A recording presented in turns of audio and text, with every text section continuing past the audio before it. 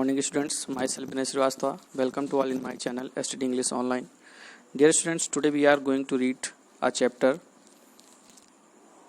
The Sermon at Banaras, written by Betty Renshaw of class 10th. So let us discuss the chapter. This is the title, The Sermon at Banaras. Sermon title की बात करते हैं. Sarman means preaching होता है, उपदेश. Eight Banaras यानी बनारस में जो प्रीच किया गया, जो उपदेश दिया गया, ये टाइटल है आपका. सबसे पहले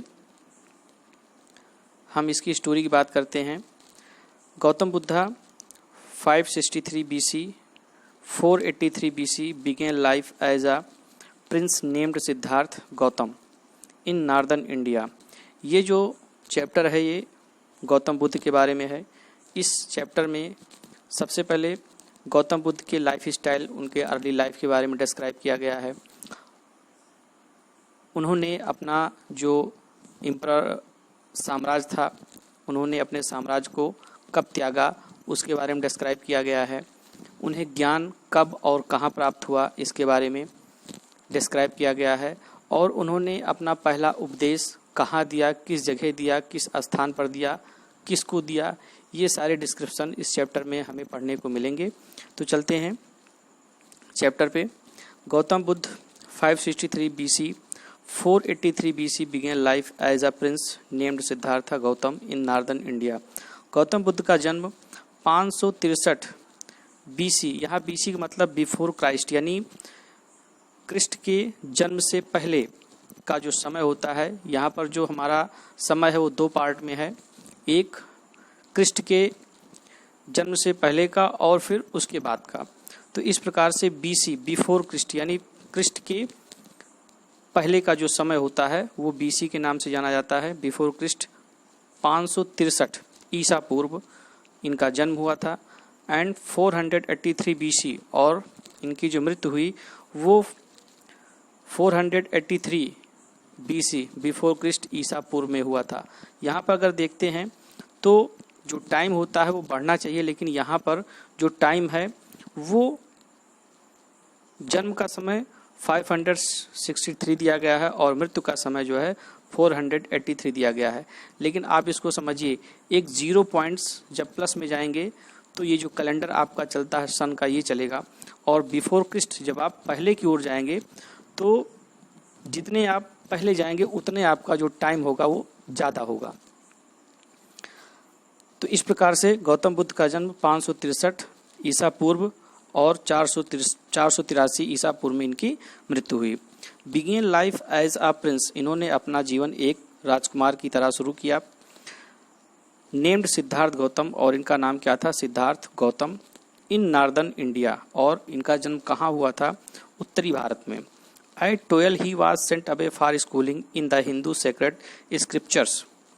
जब ये 12 वर्ष के हुए तो इन्हें हिंदू स्कूल में पढ़ाई करने के लिए भेजा गया. सेक्रेड स्क्रिप्चर्स, पवित्र धार्मिक ग्रंथ को पढ़ने के लिए इन्हें हिंदू स्कूल में भेजा गया. एंड 4 years later, और 4 वर्ष के बाद, he return home to marry a princess, ये घर वापस आए और इनका एक राजकुमारी के साथ विवाह कर दिया गया. दे हैड अ सन, उनका एक पुत्र भी था. And lived for 10 years as befitted royalty, और लगभग 10 वर्ष तक इन्होंने अपना जीवन बिल्कुल बी फिटेड, उपयुक्त रॉयल्टी के साथ, उपयुक्त राजशाही के साथ इन्होंने अपना जीवन जिया. At about the age of 25, लगभग 25 वर्ष की आयु में, the prince hear to for साइल्डेड, राजकुमार को हियर टू फोर तब तक साइल्डेड सुरक्षित रखा गया, बचाकर रखा गया, from the sufferings of the world, इस दुनिया की सफरिंग से, दुनिया की परेशानी से, दुखों से उन्हें क्या किया, उन्हें दूर रखा गया, बचा के रखा गया. व्हाइल आउट हंटिंग चांस, लेकिन एक बार by chance, upon a sick man, जब वो शिकार पर जा रहे थे तो बाई चांस उनकी नज़र एक सिक मैन, एक बीमार व्यक्ति पर पड़ी. उन्होंने एक बीमार व्यक्ति को देखा. देन एन एज्ड मैन, और फिर उसके बाद एक बूढ़े आदमी को देखा. देन ए फनरल प्रोसेशन, और फिर उसके बाद उन्होंने एक फनरल प्रोसेशन को देखा. एक ऐसा समूह, एक ऐसा दल जो कि एक डेड बॉडी को जलाने के लिए या दफनाने के लिए ले जाया जा रहा था, उसको हम फनरल प्रोसेशन कह सकते हैं। एंड फाइनली ए मोंक, और अंत में उन्हें एक मोंक, एक भिक्षु या साधु मिला जो बेगिंग फॉर आर्म्स, जो भिक्षा मांग रहा था। These sites so moved him, ये सारे दृश्य से वो इतना मूव्ड हो गए, इतना हिल गए, that he at once went out into the world, कि तुरंत वो अपना घर त्याग कर दुनिया में निकल पड़े। टू सीक इनलाइटमेंट, ज्ञान की खोज में, इनलाइटमेंट ज्ञान के सत्य की खोज में वो दुनिया में बाहर निकल पड़े। कंसर्निंग दी सारो ही हैड विटनेस्ड, और जो भी दुख है उसकी चिंता के लिए, उसके विचार के लिए, ही हैड विटनेस्ड, जिसके वो साक्ष्य गवाह थे। ही वांडर्ड फॉर 7 years, वो 7 सालों तक वांडर्ड, विचरण करते रहे, घूमते रहे। And finally sat down under A people tree, और एक दिन अंत में वो एक पीपल के वृक्ष के नीचे बैठ गए। वेयर ही ओड, जहाँ पर उन्होंने ओड किया, एक शपथ ली, टू स्टे, रुकने के लिए, अनटिल इनलाइटमेंट केम, जब तक कि उन्हें ज्ञान की प्राप्ति नहीं हो जाती तब तक वो उसी वृक्ष के नीचे बैठे रहेंगे, वहीं रहेंगे, ऐसा उन्होंने शपथ ली। इनलाइटेंड आफ्टर 7 days, और 7वें दिन उन्हें ज्ञान की प्राप्ति हुई। He renamed the tree the Bodhi tree, उन्होंने उस वृक्ष का नाम बदलकर बोधि ट्री रखा। ट्री ऑफ विजडम, जिसका मतलब होता है ज्ञान का वृक्ष। एंड बिगेन टू टीच, और फिर उन्होंने अपना उपदेश देना शुरू कर दिया। And to share his new understanding, और उन्होंने अपने नए ज्ञान को, अपने नई समझ को शेयर करना शुरू कर दिया। एट दैट पॉइंट, और उसी पॉइंट से, he became known as the Buddha, और उसी पॉइंट से, उसी बिंदु से उन्हें बुद्ध के नाम से जाना जाने लगा। The awakened or the enlightened, और इसका जो मतलब होता है अवेकेंड, एक जागरूक, एक जागा हुआ इंसान, आर द इनलाइटेंड, या एक ज्ञानी पुरुष। The Buddha preached his first sermon eight the city of Banaras, Buddha ने अपना जो पहला उपदेश दिया, प्रीच्ड हिज फर्स्ट सर्मन, उन्होंने जो प्रीच्ड किया, उपदेश दिया, हिज फर्स्ट सर्मन, अपना पहला उपदेश, at the city of Banaras, Banaras शहर में उन्होंने अपना पहला उपदेश दिया। Most holy of the dipping places the river Ganges, dipping places यानी बाथिंग प्लेस, जहाँ पर स्नान किया जाता है। डिपिंग प्लेसेस, बाथिंग प्लेसेस का एक सबसे पवित्र स्थान, on the river Ganga, river Ganga के किनारे। That sermon has been preserve and is given here, और वो जो उपदेश उन्होंने उस समय दिया था, आज भी उस उपदेश को प्रिजर्व करके रखा गया है, सुरक्षित रखा गया है। एंड इज गिवन हियर, और इज गिवन हियर, और यहाँ पर इज गिवन हियर, जो कि यहाँ पर दिया गया है। It reflects the Buddha's wisdom, ये बुद्ध के ज्ञान को रिफ्लेक्ट करता है, दर्शाता है। About one inscrutable kind of suffering, किसके बारे में? इनस्क्रूटेबल, जो ना समझी जा सके, काइंड ऑफ सफरिंग, एक प्रकार से ऐसा दुख, काइंड ऑफ सफरिंग, एक प्रकार का दुख जो क्या हो, समझ से परे हो।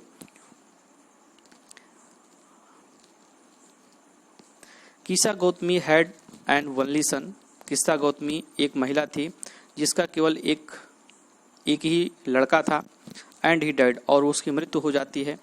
इन her grief she carried the dead child to all her neighbours, अपने दुख में वो अपने मरे हुए बच्चे को लेकर ऑल हर नाइबर्स, अपने सभी पड़ोसियों के पास जाती है। आस्किंग देम फॉर मेडिसिन, उनसे दवा के लिए कहती है। एंड द पीपल सेड, और जो लोग थे वो क्या कहे, सी हैज लॉस्ट हर सेंसेस, लोग कह रहे थे कि उसने अपने सेंस को खो दिया, मीन्स वो पागल हो गई थी। द बॉय इज डेड, क्योंकि वो जो बच्चा है, वो जो लड़का है, वो मर गया है। एट लेंथ, और अंत में, Kisa Gotami met a man who replied to her request, और अंत में किसा गौतमी एक ऐसे इंसान से मिली जिसने उनके रिक्वेस्ट का रिप्लाई किया, उत्तर दिया, और कहा, I can not give the medicine for thy children, मैं तुम्हें तुम्हारे बच्चे के लिए दवा तो नहीं दे सकता हूँ, but I know a physician who can, लेकिन मैं एक ऐसे फिजिशियन, एक ऐसे डॉक्टर को जानता हूँ जो हु कैन, जो तुम्हारे बच्चे का इलाज कर सकता है।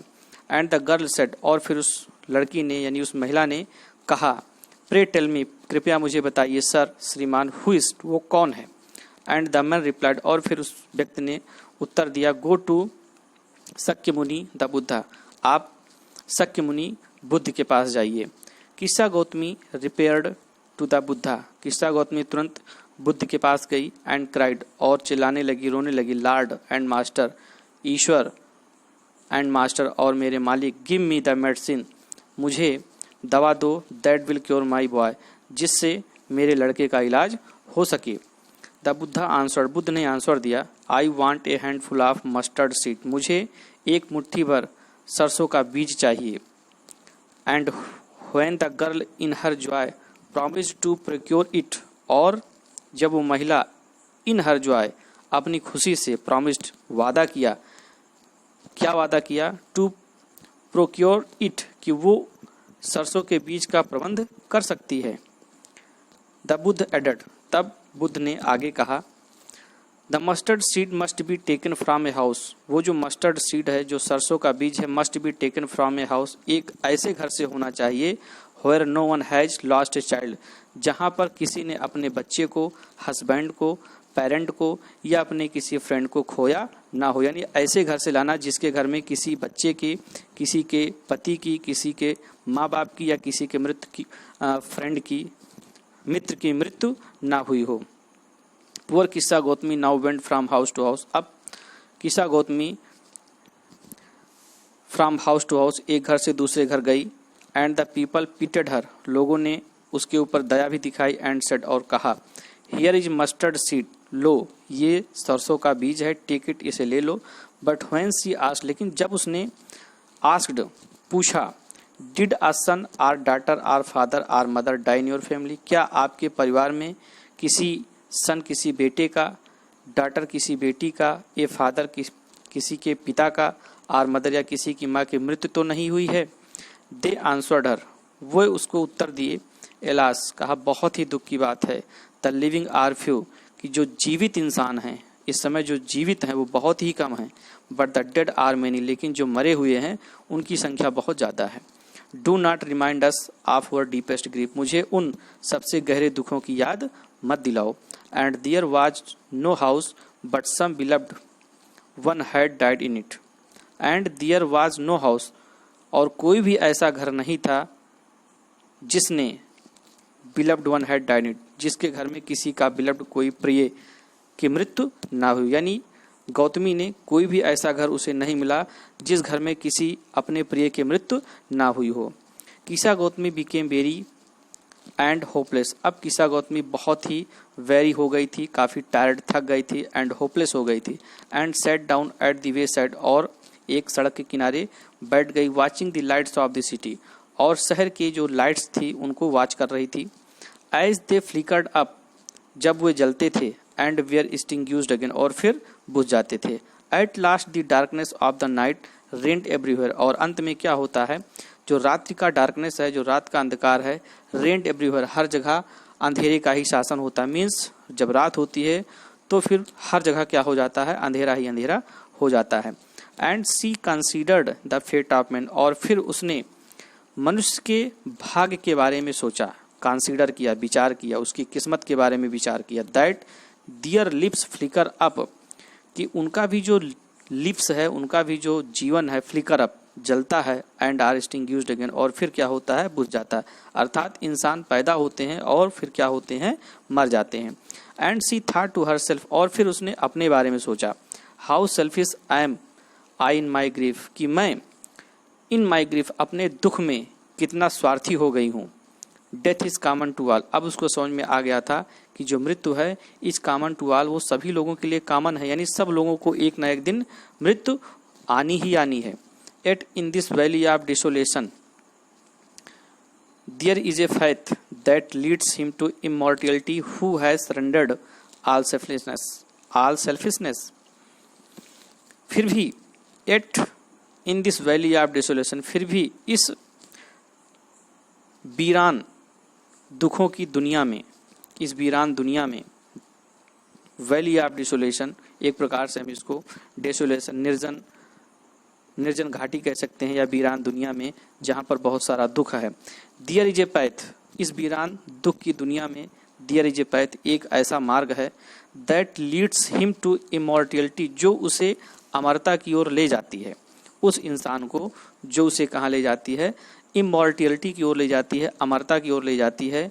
Who has surrendered all selfishness, जिसने अपने सभी स्वार्थ को, ऑल सेल्फिशनेस जिसने अपने सभी स्वार्थ को क्या कर दिया, सरेंडर कर दिया, मीन्स त्याग दिया। द बुद्धा सेड, फिर बुद्ध ने कहा, the life of mortals in this world is troubled and brief and combined with pain. भगवान बुद्ध ने आगे कहा, द लाइफ ऑफ मॉर्टल्स, जितने भी मरणशील हैं, मीन्स जो भी लिविंग बींग हैं, जो जीवित हैं, अर्थात जीवित तो हैं लेकिन वो मरेंगे किसी न किसी दिन, उनको मरना है, तो उनको हम क्या बोलते हैं, मरणशील या mortals. The life of mortals, जो भी मरणशील है उनका जो जीवन है, इन दिस वर्ल्ड, इस संसार में जितने भी मरणशील प्राणी हैं उनका जो जीवन है, इज ट्रबल्ड, वो दुख से भरा हुआ है, एंड ब्रीफ, और उनका जो जीवन है काफ़ी ब्रीफ है, काफ़ी छोटा है, एंड कंबाइंड विथ पेन, जिसमें बहुत सारा दर्द है। For their is not any means by which those that have been born can avoid dying, क्योंकि there is not any means, कोई भी ऐसा संसाधन नहीं है, कोई भी ऐसा सोर्स नहीं है, by which, जिसके द्वारा those, वह व्यक्ति, that have been born, जिनका जन्म हुआ है या जो पैदा हुए हैं, can avoid dying, वो मृत्यु से बच जाएं। यहाँ पर भगवान बुद्ध कह रहे हैं कि इसलिए कोई भी ऐसा साधन नहीं है जिससे कि जो इंसान पैदा हुए हैं वो अपने मृत्यु से बच जाएंगे। After reaching old age there is death, बुढ़ापा आने के बाद, ओल्ड एज में इंसान जब पहुंच जाता है तो उसकी मृत्यु निश्चित होती है। Of such a nature are living beings, सभी लिविंग बींग्स के लिए, जो भी जीवित प्राणी हैं उनके लिए क्या है, ये एक नेचर है, उनकी ये एक प्रकृति है, ये नेचुरल है। एज राइप फ्रूट्स, एक एग्जाम्पल दिया जाता है भगवान बुद्ध के द्वारा, एज राइप फ्रूट्स, जिस प्रकार जो पके फ्रूट्स, फल होते हैं, are early in danger of falling, वो प्रारंभिक समय में बहुत जल्दी ही, इन डेंजर, उन फलों को गिरने का जो डेंजर, खतरा होता है वो बहुत जल्दी ही होता है, क्योंकि जो पके फल होते हैं बहुत जल्दी ही गिर जाते हैं। सो मॉर्टल्स व्हेन बॉर्न, इसलिए जो भी लिविंग बींग्स हैं, जो भी मरणशील व्यक्ति हैं, प्राणी हैं, व्हेन बॉर्न, जब उनका जन्म होता है, are always in danger of death, वो हमेशा मृत्यु के खतरे में होते हैं। एज ऑल अर्थन वेसल्स, दूसरा उदाहरण दिया जाता है बुद्ध के द्वारा, जिस प्रकार से ऑल अर्थन वेसल, जो भी मिट्टी के बर्तन होते हैं, मेड बाय द पोटर, जिसे एक पोटर के द्वारा, एक कुम्हार के द्वारा बनाया जाता है, इंड इन बीइंग ब्रोकन, वो भी, उनका भी जो अंत होता है वो ब्रोकन होता है, मीन्स बाद में वो भी क्या हो जाते हैं, टूट जाते हैं। So is the life of mortals, और इसी प्रकार जो मरणशील होते हैं उनका भी जीवन इसी प्रकार होता है, एक दिन उनको भी क्या होता है, मरना होता है। बोथ यंग एंड एडल्ट, दोनों, वो चाहे यंग हो एंड एडल्ट, चाहे एडल्ट हो, वयस्क हो, both those who are fools, वह भी दोनों, हु आर फूल्स, जो बेवकूफ़ हैं, and those who are wise, और जो बुद्धिमान हैं, जो समझदार हैं, all fall into the power of death, सभी मृत्यु के पावर के आगे क्या होते हैं, झुक जाते हैं। All are subject to death, सभी लोगों को एक न एक दिन मृत्यु आनी ही आनी है। ऑफ दोज, वह इंसान, हु, जो ओवरकम बाय डेथ, जिन्हें मृत्यु ने अपने कब्जे में कर लिया है, जिन्हें मृत्यु ने काबू में कर लिया है, डिपार्ट फ्रॉम लाइफ, उनका जो, वह अपने जीवन से क्या हो जाते हैं, डिपार्ट हो जाते हैं, डिपार्ट फ्रॉम लाइफ, वह अपने जीवन से डिपार्ट, अलग हो जाते हैं। A father can not save his son, एक पिता अपने बच्चे को नहीं बचा सकता है। नार किन्स मैन दियर रिलेशंस, ना ही कोई किन्स मैन, ना ही कोई रिश्तेदार, दियर रिलेशंस, अपने किसी सगे संबंधी को, किसी रिश्तेदार की जान को बचा सकता है। मार्क, याद रखो, why relatives are looking on and lamenting deeply, याद रखिए, जब कोई रिलेटिव, कोई सगा संबंधी, कोई रिश्तेदार, आर लुकिंग, देख रहा होता है, एंड लैमेंटिंग, और दुख कर रहा होता है, डीपली, बहुत ही ज़्यादा, one by one mortals are carried up, और उसी के सामने एक एक करके जितने भी मार्टल्स होते हैं, जितने भी लिविंग बीइंग, ह्यूमन बीइंग होते हैं, जीवित प्राणी होते हैं आर कैरिड ऑफ, उन्हें उनके सामने ही ले जाया जाता है। लाइक किस प्रकार, एन ऑक्स जिस प्रकार एक बैल को, that is led to the slaughter जिसे क्या होता है स्लाटर हाउस ले जाया जाता है, किस लिए, उसको उसका कत्ल करने के लिए, उसे काटने के लिए। So the world is affected with death and decay, और इस प्रकार इसलिए ये जो दुनिया है इज इफेक्टेड ये भरी हुई है या प्रभावित है विथ डेथ एंड डिके मृत्यु से, डिके अंत से, सफरिंग से, डिसीज बीमारी से, पेन दर्द से और दुख से ये दुनिया क्या है पूरी तरह से भरी हुई है। देयरफॉर अतः the wise do not grieve, जो भी समझदार इंसान हैं, जो भी प्रबुद्ध हैं, उन्हें दुख नहीं करना चाहिए। Knowing the terms of the world, जिन्हें दुनिया भर की जानकारी होती है, ऐसे इंसान जो कि समझदार हैं और जिन्हें दुनिया की समझ होती है, उन्हें दुख नहीं करना चाहिए। Not from weeping nor from grieving will anyone obtain peace of mind. Not from weeping रोने से, nor from grieving ना ही दुख करने से, ना ही रोने से और ना ही ग्रीविंग दुख करने से, will anyone obtain peace of mind किसी भी इंसान को मन की शांति नहीं मिल सकती है, नहीं मिलेगी। अगर कोई इंसान रोता है, दुख करता है, तो अगर वो सोचे कि उसे मन की शांति मिल जाएगी तो उसे मन की शांति नहीं मिलेगी। ऑन दी कॉन्ट्री, इसके विपरीत बल्कि इसके opposite, his pain will be the greater, इसके विपरीत उसका जो दर्द होगा वो और भी ज़्यादा बड़ा हो जाएगा। And his body will suffer, और उसका जो शरीर होगा वो भी क्या होगा, दुखी होगा। He will make himself sick and pale, वो अपने आप को क्या बना लेगा, सिक बीमार कर लेगा, एंड पेल और वो क्या हो जाएगा, कमजोर हो जाएगा। At the dead are not saved by his lamentations, फिर भी जो इंसान मर जाता है, डेड जो इंसान मरा हुआ है, आर नॉट सेव्ड उसे बचाया नहीं जा सकता है, बाय हिज लैमेंटेशन अपने पश्चाताप से, अपने दुख से उस मरे हुए इंसान को बचाया नहीं जा सकता है। He who seeks peace should draw out the arrow of lamentation, वो इंसान जो सीक्स चाहता है पीस शांति, उसे क्या करना चाहिए, शुड ड्रा आउट उसे निकाल फेंकना चाहिए, द एरो तीर को, ऑफ लैमेंटेशन दुख के, पश्चाताप के, एंड कंप्लेंट शिकायत के, एंड ग्रीफ और दुख के। वो इंसान जो सुख चाहता है, जो शांति चाहता है, उसे अपने मन से दुख, शिकायत और पश्चाताप के तीर को निकालकर फेंक देना चाहिए। ही who has draw out the arrow, वह इंसान जिसने इस दुख, शिकायत और पश्चाताप के एरो को निकाल फेंक दिया है, तीर को निकाल कर फेंक दिया है, हैज बिकम कंपोज्ड, अब वो क्या हो गया है, रिलैक्स हो गया है, कंपोज्ड हो गया है। Will obtain peace of mind, और उसे मन की शांति मिलेगी। वो इंसान जिसने दुखों के, पश्चाताप के और शिकायतों के तीर को निकाल कर फेंक दिया है, हैज बिकम कंपोज्ड और रिलैक्स हो गया है, will obtain peace of mind उसे ही मन की शांति मिलेगी। He who has overcome all sorrow, वो इंसान जो हैज ओवरकम जिसने काबू पा लिया है, ऑल सारो सभी दुखों से, विल बिकम फ्री फ्रॉम सारो वो क्या हो जाएगा, वो इंसान जिसने दुखों से अपने आप को काबू में रख लिया है, दुखों पर काबू पा लिया है, विल बिकम फ्री वो क्या हो जाएगा, स्वतंत्र हो जाएगा, फ्रॉम सारो सभी प्रकार के दुखों से, एंड बी ब्लेस्ड और वही सुखी होगा और उसी का कल्याण होगा। So dear students, in this way your chapter is completed. I hope you will read the chapter very carefully. Thank you.